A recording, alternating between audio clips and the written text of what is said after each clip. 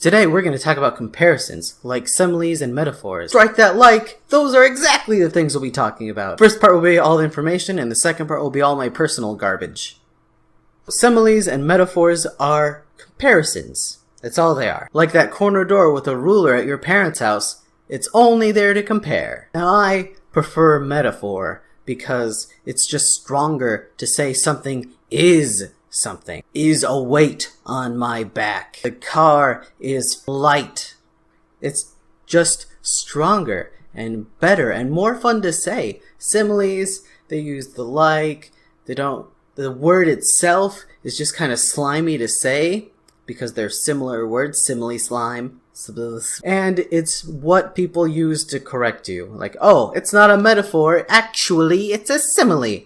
No one cares. Don't make corrections. No one likes you. You are like the gum on the underside of a shoe. If we try to touch you, you'll just get stuck all over our fingers because there's no talking in this conversation. There's no conversation when you make a correction. So comparison is a really basic thing. I thought there would be some kind of weird French word for the weird middle ethery ground when you start a comparison and it starts to take on a life of its own as like an illustration. But it's not. They're just comparisons. When I talk about comparisons, I prefer to use the word metaphor just because it's better. It feels better. It feels like a big exact word, but it's actually kind of big. Colloquially, the definition has grown from just a simple comparison to an entire allegory, and it might have just like usurped the place of symbolism with the way we talk about it. Like, the way we talk about symbols in life is by calling them metaphor, which is fine. I actually really dig it. Metaphor is the hero we need. So that's kind of it. A simile uses like or as for a comparison, and a metaphor does not. For me, metaphor has taken up the same space that you might say for symbols. The green light is a metaphor for the life that Gatsby wants. But I guess there is that line where something goes from a metaphor to a symbol. I think that line is where it stops being used as a comparison and then it's just a stand-in. Floating, observing eyes in The Great Gatsby is the eyes of God. And that's just kind of how they're thought of in there. But I think they might use it as a simile at one point. How it arrives every time there's glasses, eyes, observing things there. It's supposed to be a place for God observing. Those are the eyes of God. One thing that people often get confused about with symbols and metaphors is they don't fit the thing perfect. Like, it's kind of ridiculous to talk about this because it's kind of stupid to say a metaphor is bad because it's not exactly like the thing. So when I said my car is as fast as light, or my car is light, or you are weight, you could say, I'm smarter than a...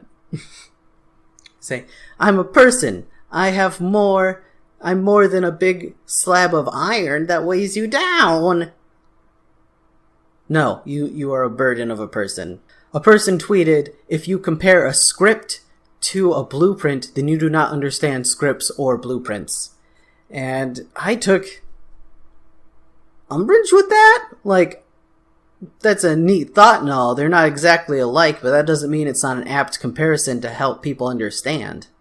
So let's take a moment to explain both scripts and blueprints, which is my personal Twitter drama. There's lots of kind of blueprints, but when I think of a blueprint, I think of building a house, and I think this is how it's most often used. An architect builds a blueprint, and then he sends it off, and then anyone can build that house, depending on licensing and stuff. If you have someone make a blueprint for your particular house, and you have a designer do it, then you send that to a contractor to build it, that contractor is going to make changes, and you can make changes to it too. The blueprint doesn't need to be continued exactly as it is. It can be changed as things are needed. While building it, they can find out something is structurally unsound, and then they might need to put in a support. Or there could be a mistake.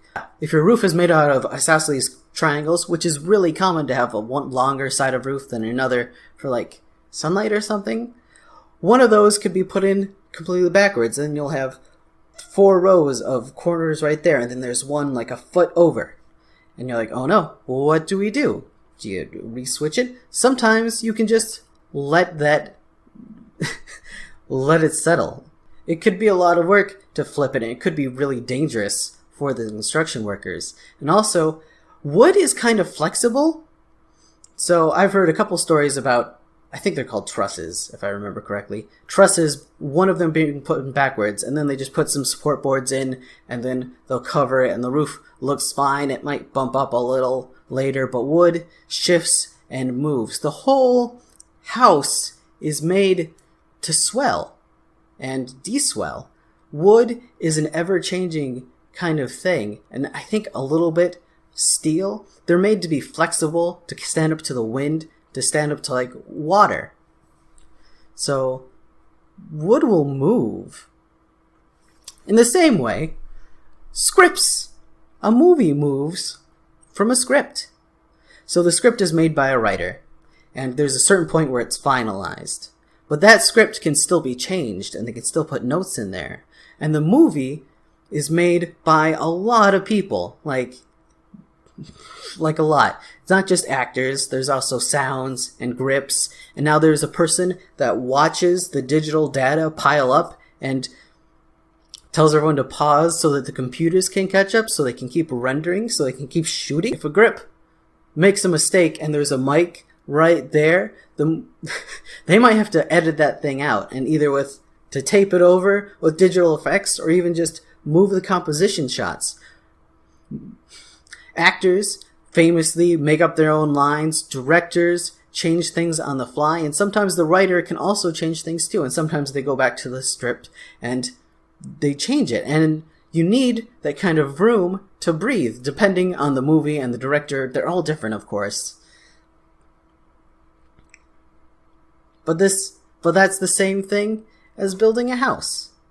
Of course, it's not the exact same thing. You can find differences. Like movies can be radically changed in editing. It's very hard to change a lot about the house in the late process, but that doesn't make a blueprint to house a bad comparison for having people understand the process of making movies. No, it's not perfect, and you can find flaws and differences. No, it is not perfect, and you can find differences and flaws between one another depending on how much you know about movies or building houses. But that doesn't mean the last 3 minutes of explanation were nothing. There was clearly an explanation and comparison there. That doesn't make it a bad comparison. And of course, the other thing about comparisons is that you can use the differences to describe one thing or another better.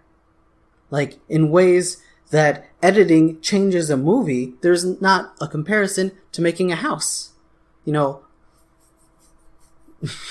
other than like color and lighting and adding on additions, I guess those are large structural changes, so maybe it is a really good comparison.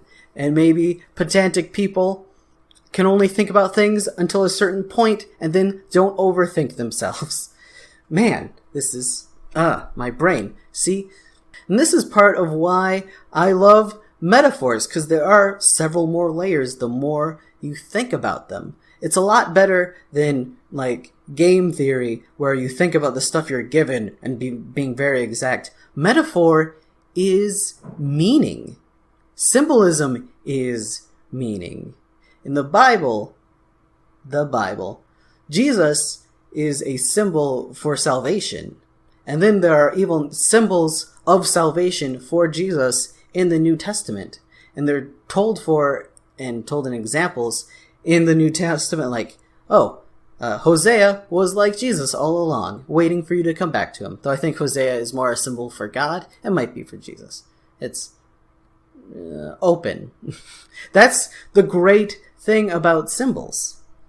You can use them to illustrate and inform and connect a familiar thing to an unfamiliar thing. Alright, so now's where we get into the personal stuff. If you're only here for the information, definitions, and long-winded kind of personal examples, they're over. You can click off. I'm just going to talk about myself now. I'm sorry. So you might have wondered, what's up with this dingus always telling you what to do and going on about books and literature and symbolism and randomly getting into Bible metaphors? Is he some kind of teacher or useless English major? First of all, English major's not useless. Second of all, I was a Bible major. And not actually a Bible major, I was a divinity major. I went to seminary to preach, until I got tired of that. And it's a long story, but it's part of my past that I have more recently started to grapple with. It was really traumatic getting out of it and stopping and having to stop and realizing that I couldn't go on. It was quite something. But there is still a lot of stuff about it that I love and still think about today. People talked a lot about metaphors, especially since a big part of preaching and understanding the Bible and helping other people understanding the Bible is comparison and stories and using symbols and explaining them. And it's also more entertaining than straight up Bible exposition to tell a story or make interesting comparisons or to make an illustration, a picture of words. And that's still kinda what I try to do with my vlog. And of course, there's me telling people what to do, which I do quite a bit. Because, I want to make the world a better place. But it's ironic when I think about it, because I was less concerned about that when I actually was trying to be a preacher. I was not actually concerned about what happens to the earth or making life better on the earth. I just wanted to make more people Christians. It's ridiculous. Maybe that's why it didn't stick with me. Maybe that's part of why. There's a lot of reasons why I didn't stick with it. And why I couldn't stick with it? I don't know. And it's the kind of thing...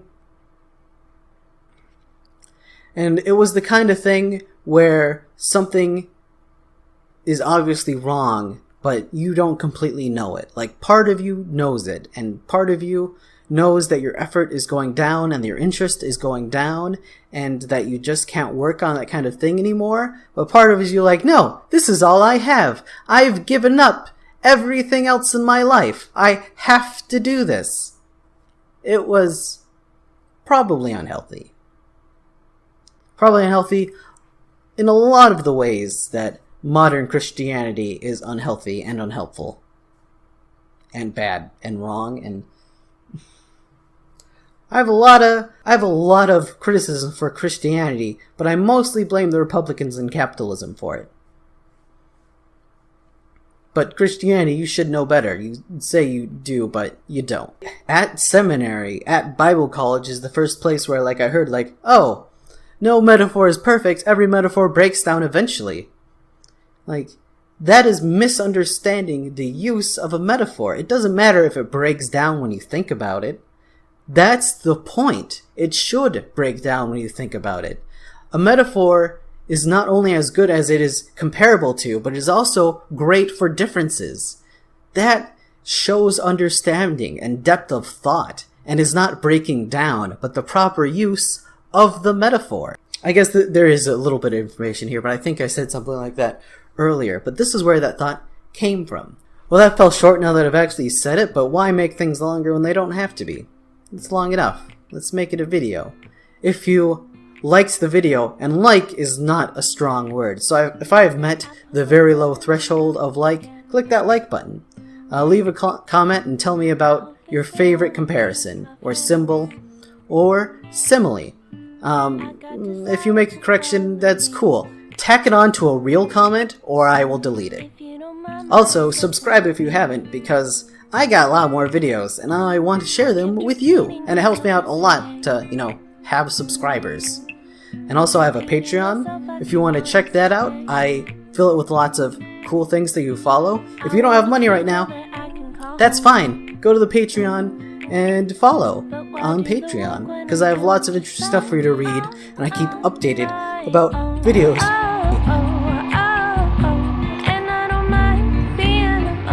Sorry, I'm not really feeling myself. I'm keeping it updated about videos. I keep it updated with more than videos and activities. There's plenty of stuff for you to interact with and read, and hopefully some more people to talk to. Next week, we're going to talk about the tortured metaphor. Ow. Who are you? Talking to people's a game I can play. I'm working hard to look like I don't try. But I get lazy when I sympathize.